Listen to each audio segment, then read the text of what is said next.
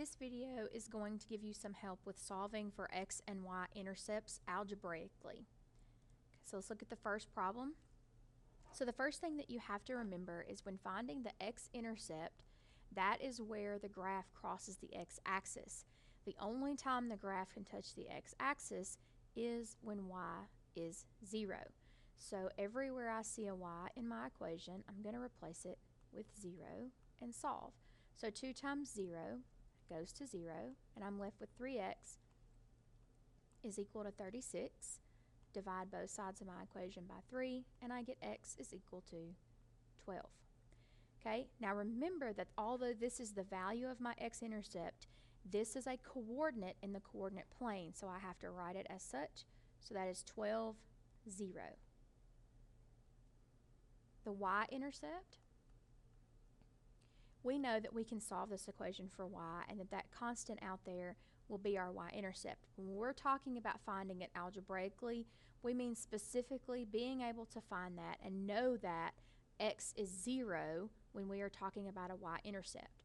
So that's going to be 3 times 0 plus 2y is equal to 36. So remember, this term goes to 0, and I'm left with 2y equals 36.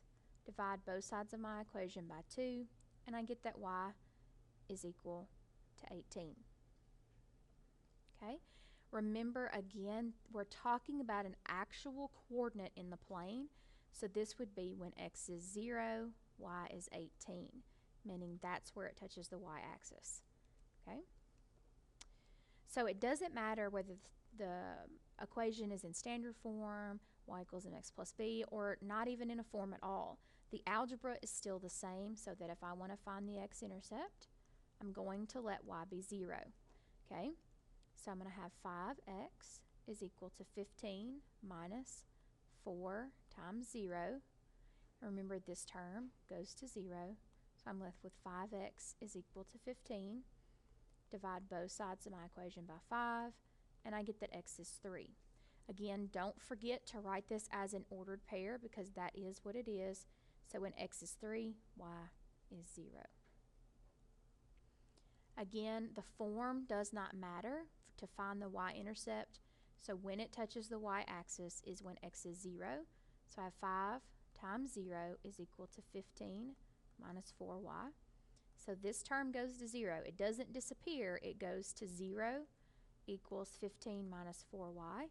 So my whole object here is to solve for y. So I'm going to subtract by 15.